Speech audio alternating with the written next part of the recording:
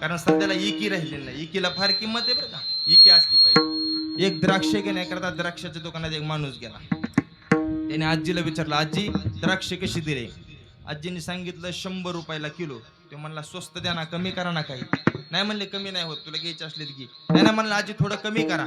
आजी म्हणली कमी होत नाही, तुला जर कमीतलेच पाहिजे असतील तर खाली सुट्टे पडले ते घेऊन जा 20 रुपये किलोनी. तो म्हणला त्यात आणि ह्यात काय फरक आहे? काहीच नाही म्हणले, एकच क्वालिटी, क्वांटिटी आणि क्वालिटी एकच आहे म्हणले. हा त्यात करते काय म्हणले, वर जत्तून खाली पडले, क्वांटिटी आणि क्वालिटी एकच आहे. मग तो म्हणला असं का? वरचे 100 रुपये किलो आणि खालचे 20 रुपये किलो असं का? त्या आजीने फार उत्तर गोड दिलं. आजीने सांगितलं वरचे जे गाडातलेत ना, गाडातले ते 100 रुपये किलो का? तर ते एकामेकाला धरून आहेत, एकामेकाच्या सुखामध्ये दुःखामध्ये धावपळ करतेत, पळापळी करतेत, अर्ध्या रातच्याला फोन करा मदत करते, धावून जातेत. कोणते? वरचे गाडातले. आणि जी खाली सुट्टी पडलेत का ह्यांनी बाहुबंदच हाणली. ही काहीच कामाचे नाही, ह्यांनी पाठीत दिले राडा राडा, पहिले ह्यांना उचल विठ्ठल.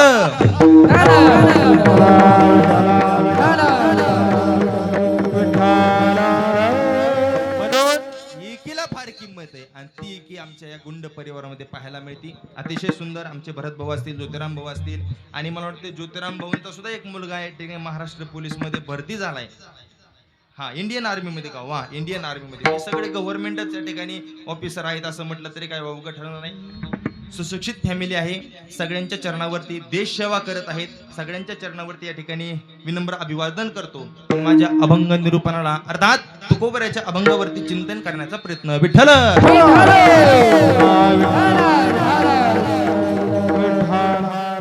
आहे तुकोबरायांचा 4 चरणाचा 5 चरणाचा, सोपा सरळ आणि सगळ्यांच्या पाठांतरातला. सहसा वास्तुशांतीचं कीर्तन म्हटल्याच्या नंतर हाच अभंग आपल्याला ऐकायला मिळतो. याच्यामध्ये सरळ सरळ वर्णन केलेले. जोडून या धन उत्तम व्यवहारे, उदास विचारे वेच करे. या अभंगाचं चिंतन जर पाहिलं तर सरळ सरळ तुकोबराय म्हणतात, धन कमवा, जोडून या धन उत्तम व्यवहारे. पण कसं कमवा? उत्तम व्यवहाराने कमवा. कळलं महाराज आम्हाला? तुमची कमवण्याची पद्धत ही 1 नंबरची असली पाहिजे. किती नंबरची? 1 नंबरची. 2 नंबरची नसली पाहिजे. लोक म्हणते 2 नंबरचा त्या माणसाकडे भरपूर पैसा आहे. त्या माणसाकडे पैसा असन, ध्यान करून ऐका, पैसा भरपूर असन 2 नंबरवाल्या माणसाकडे, पण त्याच्याकडे लक्ष्मी नसल. पैसा आणि लक्ष्मी यात फार मोठा फरक आहे. पैसा तुम्हाला फक्त सुख सुविधा उपलब्ध करून देऊ शकतो, पण लक्ष्मी त्या सुख सुविधा सोबत समाधान मिळवून देऊ शकते. पैसा तुम्हाला समाधान देऊ शकत नाही. ह्याचं ज्वलंत उदाहरण सांगतो. कित्येक लोकांकडे कोट्यावधीची संपत्ती म्हणजे नुसता पैसा आहे, कागद आहे, पण त्याच्यामध्ये समाधान नाही. गोळ्या घेऊन जपावं लागतं. आणि साधा शेतकरी असतो, कष्टाने घामाने स्वतःचा घाम रानामध्ये गाळून स्वतःच्या मेहनतीनं कष्टाने जिद्दीनं चिकाटीनं प्रयत्न करून कमवतो. रात्री नुसता पडला की दुसऱ्या सेकंदाला झोप लागते. याला म्हणायचं लक्ष्मी. विठ्ठल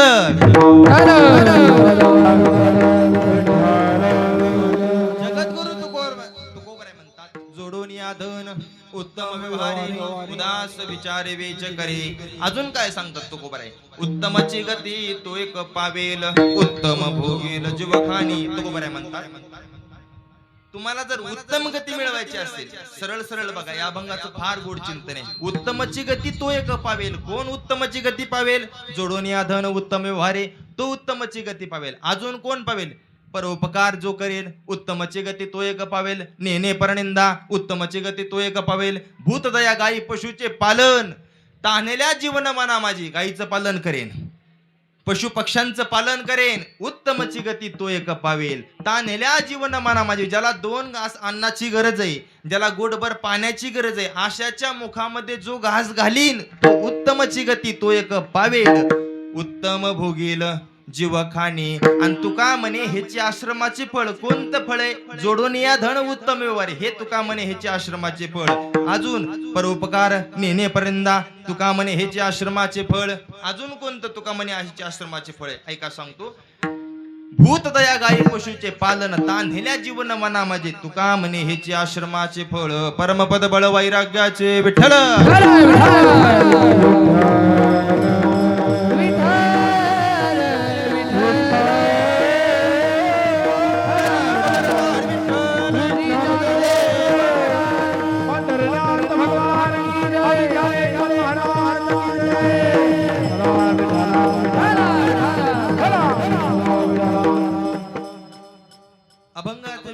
कीर्तनाला सुरुवात करायची. आता झाला सरळ सरळ. थोडं ध्यान करून ऐका. ताईट बसा सगळ्यांनी, ताईट बसा. विशाल सर तुम्हाला वाटलं तर आराम करा, खाली बसा, काय अडचण आहे बसा. तुम्हाला भी त्रास बोर होतंय का पाठीमागं? आवाज येतोय का स्पष्ट? आजी आवाज येतोय का? येतोय का नाही एक सांगा. येतोय येतोय. इकडं पाठीमागं पुरुष मंडळी उशीर थोडा संपायच्या टायमाला सुरुवात झाली, काय अडचण नाही ना? का चहा वगैरे सांगायचा नाही? नको, आता ऐका, ध्यान करून ऐका. जोडून या धन उत्तम व्यवहारे, उदास विचारे वेच करी. जगद्गुरु तुकोबरे सांगतात धन कमवा, पण कसं कमवा? उत्तम व्यवहाराने कमवा. आता ज्या निमित्ताने हे कीर्तन आहे त्याचं निमित्त आहे वास्तुशांती. सगळ्यात महत्वाचा मुद्दा वास्तुशांती का करायची, फार महत्वाचा मुद्दा आहे. एवढा मोठं आपण सुंदर असं घर बांधलंय, याची शांती का करायची, ह्याचं काही ठराविक कारण आहेत, ते तुमच्या समोर मांडतो. थोडं लक्ष देऊन ऐका. वास्तुशांती करण्याचे असे कारण आहेत. आपल्या हिंदू संस्कृती धर्मामध्ये ह्या वास्तूची शांती होणं म्हणजे हे आजचं पूजन होणं हे लई नंतरच आहे. ह्याच्या अगोदर बरेच पूजन झालेले आहेत. तुमच्या लक्षात येते बघा, ज्या दिवशी आपण घर बांधण्याकरता जागा नियोजित करतो, 1 गुंठा 2 गुंठे 5 गुंठे इथं आपल्याला घर बांधायचंय, त्या ठिकाणी जागा नियोजित केल्याच्या नंतर बांधकामाला सुरुवात करण्याच्या दिवशी आपलं एक पूजन असतं. आता ही आपण भूमी खरेदी केली, ह्याला काय म्हणतात? भूमी म्हणतात, धरणी माता म्हणतात. पृथ्वी आपली माता आहे. मग ह्या मातेचं सुरुवातीला का पूजन करायचं? ज्या दिवशी आपण 1 गुंठ्यामध्ये घर बांधायला सुरुवात करतो त्या दिवशी टिकाव, कुदळ, खोरं ह्याची सुद्धा आपण काय करतो? पूजा करतो. ते दगड मांडून छोटंसं त्याला भूमिमातेचं स्नान देऊन भूमिमातेवरती हळदी कुंकू अक्षता टाकतो, उदबत्ती अथवा दिवेने ओवाळतो आणि त्या ठिकाणी नारळ फोडून त्याचं पूजन करतो. त्याला आपल्याकडे पूजन म्हणतात. कसलं पूजन? भूमिपूजन. बरोबर. आपल्या घर बांधण्याच्या कार्यक्रमाच्या सुरुवातीच्या सगळ्यात पहिला विधी म्हणजे भूमिपूजनाचा. का भूमिपूजन करायचं? आपलं शास्त्र असं सांगतंय की पृथ्वी ही आपली माता आहे आणि आईचं पोट फाडून आपण त्याच्यावरती काय बांधणार आहेत? घर बांधणार आहेत. मग ती आई आपल्याला काही म्हणत नाही, तिच्याच कृपा आशीर्वादाने आपल्या धनधान्य पिकतंय, आपल्याला पाणी मिळतंय, सगळ्या वस्तू पृथ्वीतूनच मिळतात. परंतु एक पद्धत असती. आपली जरी आई असली तर मग डायरेक्ट जाऊन करायचं आणि घर बांधायचं ही पद्धत नाही. सगळ्या गोष्टी नम्रपणे झाल्या पाहिजेत. नम्र झाला भूता तेने कुंडिले अनंता. भूमी मातेचं त्या ठिकाणी पूजन करायचं. आई, तुझ्या उदरावरती आम्ही उकरून त्या ठिकाणी घर बांधतो, पण आम्हाला तू आधार दे, आम्हाला तू सांभाळ, तुझ्या जीवावरती आम्ही जीवन जगतो. म्हणून पहिलं पूजन होतं भूमिपूजन. दुसरं पूजन पाया बांधल्यानंतर बऱ्याच ठिकाणी पायाभरणी पूजन किंवा खांब भरणी पूजन असं पूजन होतं. नंतरचं तिसरं पूजन उंबरा पूजन होतं. त्याच्यानंतर एक पूजन असतं स्लॅब पडल्याच्या नंतर, ज्यावेळेस छत पडतं घरावर त्यावेळेस सुद्धा आपण अन्नदान करतो, जेवण देतो लोकांना. आणि त्या ठिकाणी भगवंताच्या कृपा आशीर्वादाने आपल्या घरावरती आज छत पडतंय. या छताखाली आम्हाला आयुष्य उभं आयुष्य काढायचे. देवा, आमच्यावरती कृपादृष्टी असू दे. या निमित्तानं आपण त्या ठिकाणी तिसरं चौथं पूजन करतो. आणि शेवटचं पूजन म्हणजे हे पूर्ण घराची शांती. वास्तुशांतीच्या निमित्तानं कीर्तन. आणि अजून सगळ्यात महत्वाचा मुद्दा, का करायची वास्तुशांती? ऐका ध्यान करून. थोडा आवाज द्या, मोकळा करा. आपल्या शास्त्रामध्ये काही गोष्टीमध्ये दोष सांगितलेत. त्या दोषाची निवृत्ती होण्याकरता ही शांती आजची वेदांच्या मंत्राचं रुचींचं गायन आतमध्ये घरामध्ये होत असतं. पवित्र भगवत गीतेचे श्लोक, वेदामधील मंत्र, रुची यांचं गायन थोडा इको कमी करा, त्या घरामध्ये होत असतं. त्यांनी काय होतं तर घरातील काही ज्या दोष असतील ते दोष निघून जातात. मग महाराज, आम्ही तर नवीन घर बांधलंय, मग नवीन घरामध्ये कोणते दोष आले असं मनामध्ये येत असून तुमच्या, थोडं ध्यान करून ऐका. आता आपण नदीमधून वाळू आणतो. सगळ्यांना माहिती, कुठून आणतो? नदीमधून वाळू आणतो. आपल्याकडे एक पद्धत आहे. कोणती? समजा माणूस गेल्याच्या नंतर आपण हस्ती टाकतो. कुठं टाकतो? नदीमध्ये टाकतो. त्या हस्ती नदीमध्ये टाकल्याच्या नंतर सगळ्यात हस्ती वाहून समुद्राला जात. काही ठराविक हस्ती वाळूमध्ये राहतात. आणि वाळून कुठून आणली जाते? नदीतून आणली जाते. म्हणून त्यातल्या काही अवशेष हे आपल्या घरामध्ये येऊन लागत असतात. ती हस्ती कुणाची काही माहित नसतं. आणि हस्ती एक असा प्रकारे माझाच. हस्ती एवढी भयानक आहे. किती भयानक आहे? हस्ती ही आग्नेला सुद्धा जळत नाही. बघा बरं का, आग्नेला सुद्धा हस्ती जळत म्हणजे लोखंडासारखी पावर त्या हस्तीमध्ये, आपल्या शरीरातल्या हाडकामध्ये सगळं जळतं. पण हाडकं जळतेत का? म्हणजे इतकी पावर त्या हाडकामध्ये आहे. आणि शास्त्राने त्याच्या मागे दोष सांगितले. मग ती वाळू आपण आपल्या घराला लावली. मग त्या दोषातून निर्मुक्तता होण्याकरता, मुक्तता होण्याकरता या ठिकाणी काहीतरी गेलं, जे पूजन केलं जातं ती वास्तूची शांती होत असते. अजून दुसरा मुद्दा आहे, आपण वीट आणतो. आता कुठून वीट आणतो? वीट मातीची बनती. आता मातीची वीट बांधल्याच्या नंतर जिथून माती आणली त्या ठिकाणी कदाचित एखादा पशु पक्षी मरून पडलेला असू शकतो, किंवा एखादी गायी बैल पुरलेली असू शकते, तिथून माती आणलेली असू शकते, किंवा त्या मातीच्या ढिगाऱ्यावरती काहीतरी मेलेलं असू शकतं आणि त्याची अवशेष सुद्धा त्याच्यापासून माती वीट बनल्या जाऊ शकते. आणि ती वीट आपल्या घराला लागलेली असते, त्याच्यामध्ये काही दोष असतात. त्या दोषातून मुक्तता होण्याकरता केली गेलेली शांती म्हणजे वास्तुशांती. आणि थोडं टोकाचं बोल, तुम्हाला पटन नाही पटन पण ऐकून घ्या. शास्त्र फार बारकाईने चालतं. समजा आता बारीक चिरी गोष्ट आहे, आपण दरवाजा बसवला. कशापासून बनतो दरवाजा? कशापासून बनतो दरवाजा? आपल्याकडे लाकडापासूनच बनतो, पण इकडं कसं काय? मागच्या गड्यांचं काय म्हणणं आहे नेमकं? बोलत चला तुम्ही. लाकडापासून दरवाजा बनतो, पण लक्षपूर्वक ऐका थोडस. हे लाकूड ज्याने आणलंय जंगलातून तोडून, त्याने जर पिऊन आणलेलं असलं तर मद्यपान, ज्ञानोबरायची ओवी, जर एखाद्या ग्लासामध्ये तुम्ही जर दारू पिले ना, तो ग्लास आयुष्यात परत गंगेच्या पाण्याने जरी धुतला तरी तो पवित्र होत नाही. परत त्याच्यात पाणी पिलं, दारू पिल्याच पाप लागतं. ही ज्ञानोबरायची ओवी, ज्ञानोबरायचा पर्व आहे. ज्ञानेश्वरी उघडून बघा. मग जर दारू पिणाने जर लाकडं तोडून आणली, चौकट बनवली, चौकट बनवताना त्याने मावा खाल्ला, ठोकला, तिथं पिचकाऱ्या हाणल्या, बिडी वडली, त्या चौकटीलाच बिडी इजवली, हे असले उद्योग जर त्यांनी केलेले असले, मग त्याची शांती कुठं करायची? आज करायची. विठ्ठल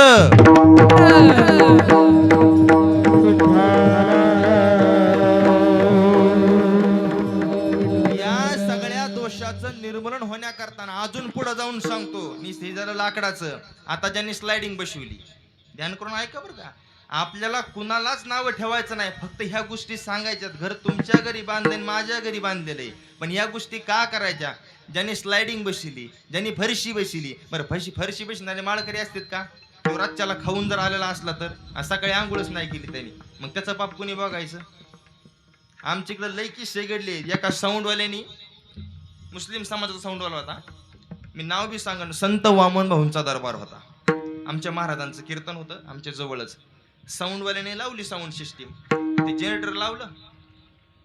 ते जनरेटर थोडा वेळ झालं की बंद पडायचं, थोडा वेळ झालं की बिघडायचं, थोडा वेळ झालं की बिघडायचं. ते काय झालंय शेवटी फुटलंच. काय नळी फुटली का काय, त्याचं फुटलं, बाहेर झाला आणि ती चाललंच नाही. कीर्तन बिगर माईकचं करावं लागलं. महाराजांनी त्याला सांगितलं, बाबा तू सगळे प्रयत्न करतोस, मग तुम्हाला एक सांग. आता ही जागृत देवस्थान आहे वामन भाऊंचं, सगळ्यांना माहिती. वामन भाऊ म्हणजे त्यांचे किस्से तुम्ही किती बी मी सांगू शकतो दिवस मावळेपर्यंत. तू वामन भाऊच्या दरबारात आला, तू एक सांग, तू मांसाहार केलास का? ते म्हणला रात्री केलता. सकाळी आंघोळी केली का? नाही म्हणला. तसंच आलो. बरं झालं तू तरी जागलास. त्या वामन भाऊच्या मुखातून शब्द जर निघत होता ना पूर्वी, माणसं गेलेत असे उदाहरण आहेत. वामन भाऊंची दिंडी निघाली गहिनीनाथ गडावरून, निघाली पंढरपूरला. ज्ञानोबा तो कोबरायचा गजर करत पंढरपूरच्या दिशेने दिंडी निघाली. आणि जात असताना नागरगोजे येवलवाडी नावाचं गाव लागलं. गावाचं नाव त्यांना ठेवा, नागरगोजे येवलवाडी. आता बी जाऊन विचारपूस करा. दिंडीचा मुक्काम पाहिला, तिथं पडला प्रवीण महाराज. आणि त्यांनी सांगितलं, भाऊंनी सांगितलं, म्हणे जा गावकऱ्यांकडे, आपल्याला बेसन भाकरी बनवायची वारकऱ्यांकरता, थोड्याशा मिरच्या ना, त्या गावामध्ये मिरचीचं उत्पन्न जास्त प्रमाणात घेतलं जायचं.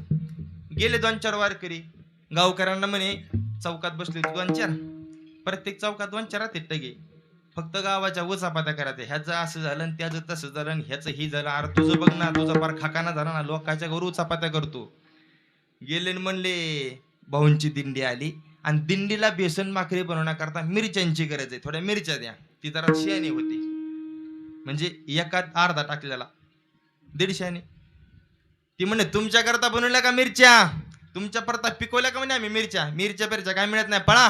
असले हजारो येतात मिरच्या मागते, मिरची मिळणार नाही. डायरेक्ट त्यांनी सिद्धांत स्टॉकला साहेब आले भाऊकड वारकरी. भाऊ गावकऱ्यांनी मिरच्या दिल्या नाही, तुमच्या करता पिकवल्या का म्हणे मिरच्या? मिरच्या मिळणार नाही, जा. तसेच वारकरी झोपले.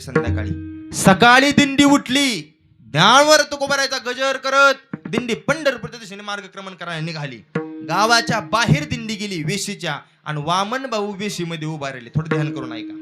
वामन भाऊ वेशीमध्ये उभा राहिले आणि भाऊंच्या मुखातून काही ठराविक वाक्य बाहेर पडले. भाऊंनी सांगितलं, नाही का तुम्ही पिकवल्या मिरच्या? तुम्ही नाही का वारकऱ्यांना मिरच्या दिल्या? तुमच्या गावात मिरची पिकत नाही का? आजपासून जर गावात मिरची आली तर नावाचा साधू सांगणार नाही. आज जाऊन बघा, आज त्या गावात आता लगेच जाऊ नका, कीर्तन झाल्यावर जा. त्या दिवसापासून 40-50 वर्ष झालं अजून त्या गावामध्ये मिरची नावाचा प्रकारच उगवत नाही. 40 वर्ष झालं कृषी विद्यापीठ झटत आहे त्या मातीला, काहीच सापडलं नाही. एवढ्याले झाडं होते अक्षयदादा, फुलं येतात आणि गळून पडतात, मिरची नावाचा प्रकार येत नाही. याला म्हणतात या कलियुगामध्ये साधू थोर जाना कलियुगी. साधू थोर जाना, साधू थोर साधु थोर जाना कलियुगी, साधु थोर जाना, साधु थोर जाना, साधु थोर जाना, साधु थोर जाना, साधु थोर जाना कलियुगी, साधु थोर जाना कलियुगी, साधु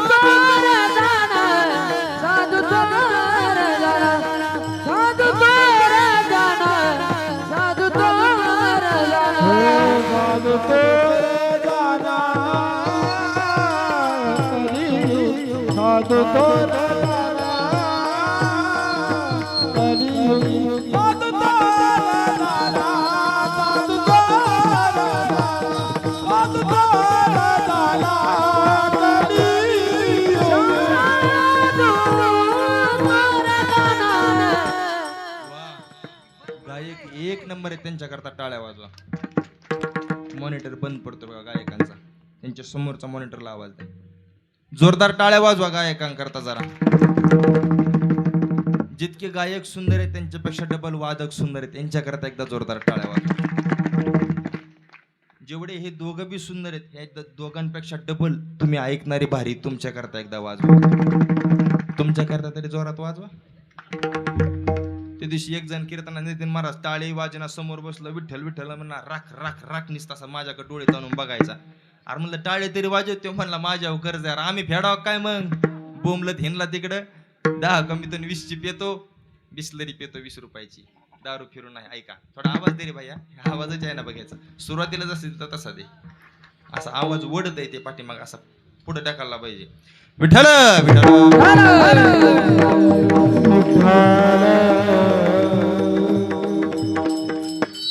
अजून जाऊन बघा त्या गावामध्ये मिरची नावाचा प्रकार येत नाही, असा आवाज राहते. का? त्या साधूची ताकद आहे. आपला मुद्दा हिथून पुढे गेला होता की वामन भाऊंच्या दरबारामध्ये तो मांसाहार करून आला, आंघोळ नाही, स्नान नाही, आणि या गोष्टी तिथं काहीच चाललं नाही त्याचं. मग दुसरा मुद्दा असा होतो, तेच मांसाहार करणाऱ्या लोकांनी जर आपल्या घराच्या वास्तूची जर काही कामं केली तर त्याचा सुद्धा काही प्रमाणात दोष लागतात, आणि ते दोष निघून जाण्याकरता हे केले गेलेले शांती म्हणजे वास्तुशांती. विठ्ठल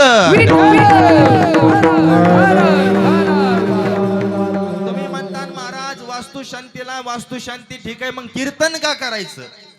तर तुम्हाला सांगतो, सगळ्यात टोकाचं जर पाप घालवण्याचं, दोष घालवण्याचं जर कोणतं साधन असेल ते भगवंताचं नामसंकीर्तन आहे. नामसंकीर्तनाने जन्मांतरी जन्मांतरी जळतील पापे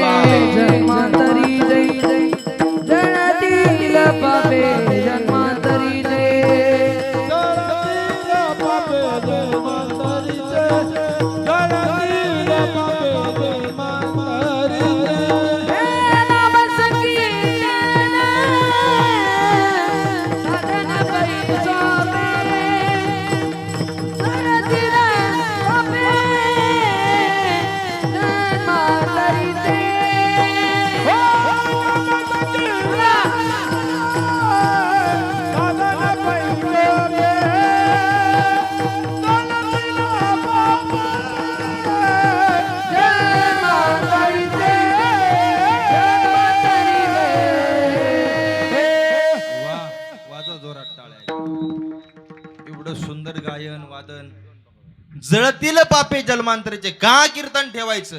तर नाम संकीर्तन साधन पै सोपे जळतील पापे जन्मांतरीचे. या नाम संकीर्तनाची ताकद एवढी आगा ज्ञानोबराय म्हणतात हरि उच्चारणी मंत्र हा मंत्र पयागादम पळे भूत बाधा बेनते ते. तुम्ही इथं नामस्मरण जर देवाचं घेतलं तर हे दोष तर जळतील राशी पातकाच्या जळतील राशी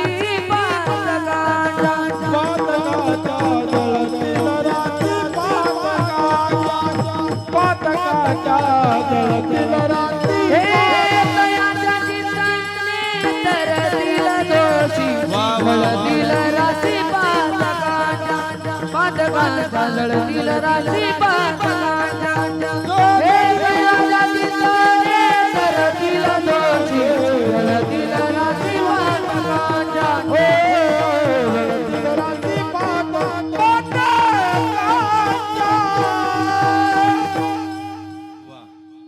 जळतील राशी पातकांच्या राहू दे असावं. छान लागले. आता कीर्तन याच्या करता करायचं. अजून पुढचं टोकाचं सांगतो. या परिवारानं सगळ्यांकरता अन्नदान बनवले. बरोबर बनवले. आपल्या घरी 2 माणसं आल्याच्या नंतर वास्तुशांतीच्या निमित्तानं त्यांच्या मुखात 4 घास गेले पाहिजेत. आपल्या दारामध्ये 2 वारकरी सज्जन सात्विक माणसं जेवले पाहिजेत.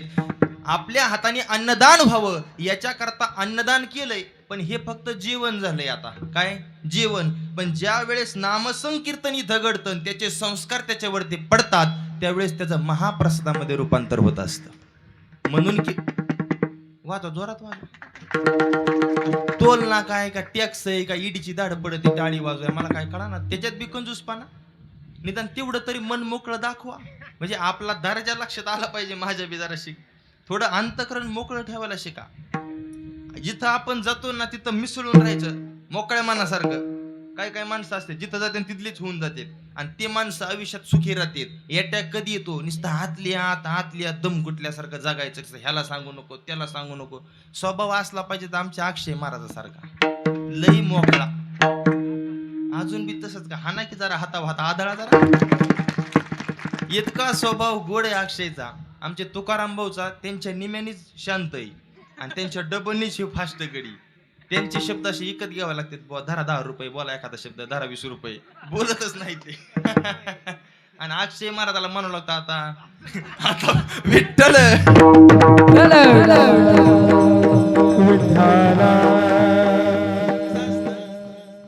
मन जर मोकळा असेल त्या माणसाच्या मनात काय राहत नाही. अक्षयचा आणि आमचा संबंध म्हणजे सुरुवातीला 2-3 दिवसाचाच फक्त 4 वर्षापूर्वी. पण 3 दिवस संस्थेवरती आल्याच्या नंतर त्या माणसाने आमचं सगळं कुटुंब सगळा परिवारच एक करून टाकला की त्यांचा आणि आमचा परिवारच 2 वाटत नाही. एवढं सुंदर स्वभाव. काय असेल ते सगळं मोकळं. काही संस्थेवर काम जरी निघलं ना अक्षयला जर कळलं की संस्थेवर काम आहे आपली तिथं गरज असू शकते 9च्या आता डायरेक्ट इथून तिथं हजर. रात्री 12 वाजता म्हणलं तरी बी. एक वेळेस आम्हाला कीर्तनाला जायचं होतं. आता आमच्याकडं एकच गाडी होती त्यावेळेस आणि आम्हाला कीर्तनाला महाराजांना बी कीर्तन मला बी कीर्तन. मी गेलो गाडी घेऊन महाराजांना गाडीच नाही प्रवीण दादा. फक्त पोरांनी अक्षय दादाला सांगितलं बुवा सहज बोलता बोलता की महाराजांना जायचंय पण गाडी नाही ते आता भाड्याने करणार आहेत. रात्री 11 वाजता अक्षय तिथं हजर. दुसऱ्या दिवशी सकाळी 4 वाजता तर नाशिकला पोहोच. कारण मन जर मोठं असेल तर माणसं आपल्याशी करता येतात. विठ्ठल विठ्ठल.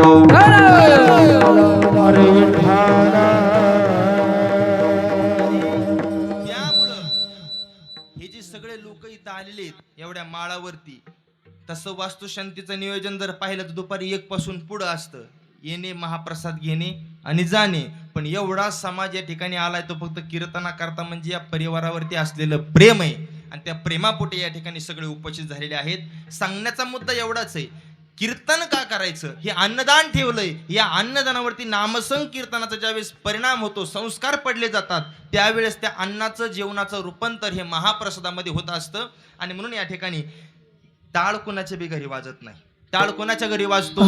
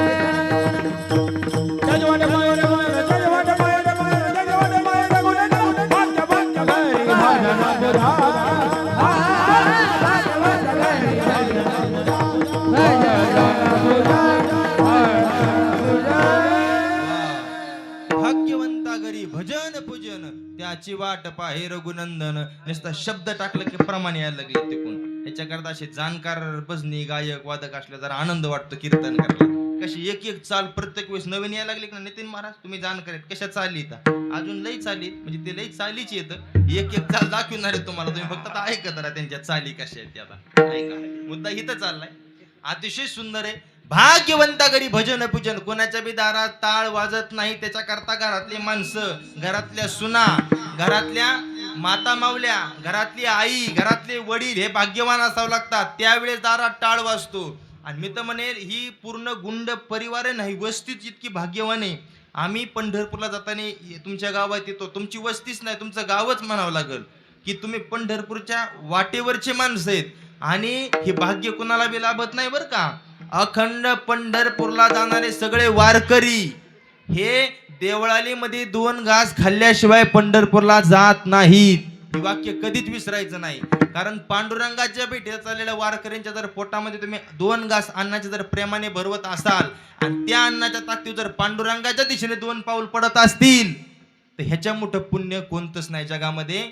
आणि ते काम आपण हे संपूर्ण देवळाली असेल गुंड परिवार असेल आमच्या या वस्तीवरती सुद्धा एका घरी 4-4 3-3 5-5 दिंड्या असतात.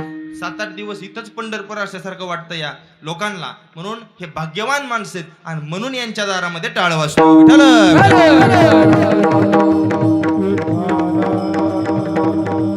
म्हणून जगद्गुरु तुकोबराय तेच सांगतात या गृहस्थ आश्रमाला असल्याच्या नंतर जर घरातली माणसं सुंदर असतील त्यांचं जीवन सुंदर असेल त्यांची वागणूक चांगली असेल. अहो या परिवाराचं जर विशेष सांगायचं जर म्हटलं तर आमचे अंगद भाऊंचा स्वभाव तर एवढा शांत आहे ते तर कधी बोललेलेच पाहिले नाहीत मी मापातच बोलत आहेत. आणि सगळ्यात महत्त्वाचा मुद्दा फक्त कष्ट एक कष्ट दुसरं काहीच नाही बघा. कष्ट करायचं आपला दुधाचा व्यवसाय असेल करमाळ्याला जायचं आपलं काम भलं ना आपण भलं. त्याचा परिणाम असा झाला मुलांवरती संस्कार योग्य झाले. आमचे तुकाराम भाऊ असतील अक्षय भाऊ असतील आणि सगळे त्यांचे भाऊबंद सुद्धा त्यांना धरून आहेत सगळे एकमेकाला. कारण घरामधलं जे मेन माणसं असतील ते थोडे माणसाला धरून राहणारे पाहिजेत. आणि ते या परिवारामध्ये प्रामुख्याने पाहायला मिळतं. जगद्गुरु तुकोबराय म्हणतात तुम्ही घर बांधा धन कमवा पैसा कमवा गाड्या घ्या पण लोकांचे मुंडके मुरगळून पैसा कमवू नका. सरळ सरळ सांगितलंय जोडून या धन उत्तम व्यवहार करा पण कसा करा. एकदा पैसे एखाद्याचे उसने घेतले की परत त्याला तोंडच दाखवू नका. असे अवलादी हायता का नाहीत आपल्यात हायता का नाहीत. एकदा पैसे घ्यायचे आणि परत मात्र जय हिंद जय महाराष्ट्र परत नाही रे. फोन सुद्धा उचलत नाहीत आणि घेताना तेवढे गोड बोलत येत. अहो लई गरज आहे हो तुमच्यासारखा माणूस हो द्या हो. आणि आपण मोकळ्या मनाने द्यायचे हो पैसे हो आणि परत नाही हो. ती फोन मॅसेज सुद्धा बघत नाही तो लईच अवघड आहे हो. माझे सुद्धा 1.5 लाख रुपये गुंतलेत हो विठ्ठल हो.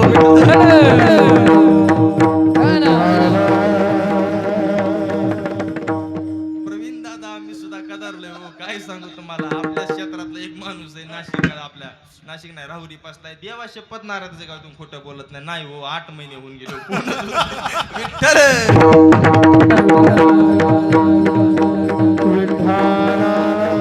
उत्तम गतीने पैसा कमवा. पैसा किती बी कमवा पैसा कमवायला तुम्हाला अडचण नाही. कोणत्याच ग्रंथामध्ये लिहिलं नाही. हे ध्यान करून ऐका.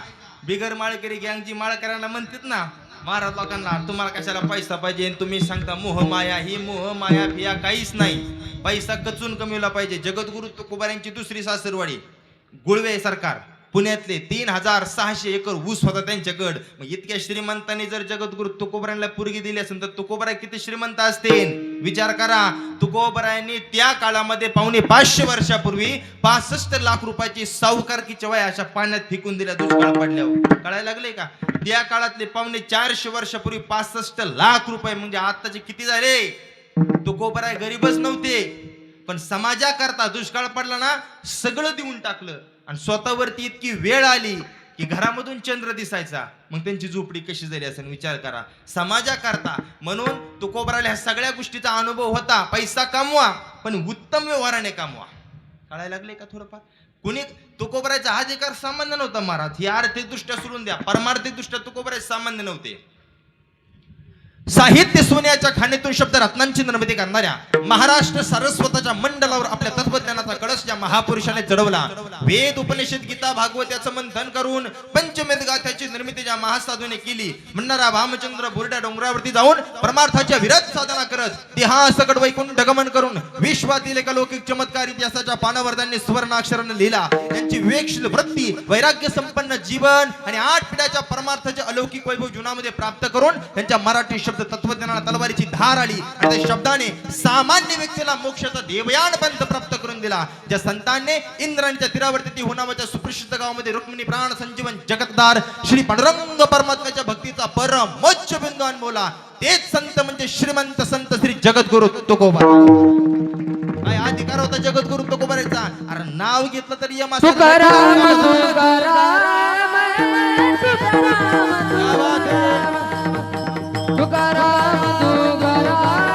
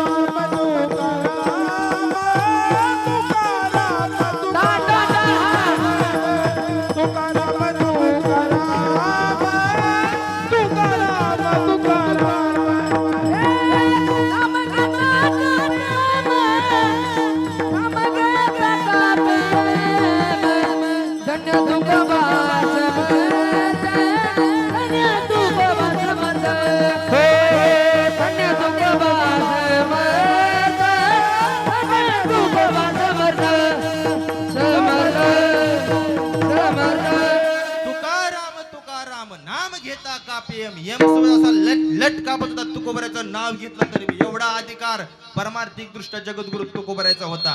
यमावर सुद्धा दरार होता. काळ गुलाम सलाम करी तो कया घरी राबत असे. काळ सुद्धा गुलामासारखा सलाम करीत होता जगद्गुरु तुकोबरायांना. एवढा अधिकार जगद्गुरु तुकोबरायांचा होता आणि ते तुकोबराय आपल्याला मार्गदर्शन करतात. पैसा धन किती बी कमवा पण कसा कमवा अभंगाच्या पहिल्या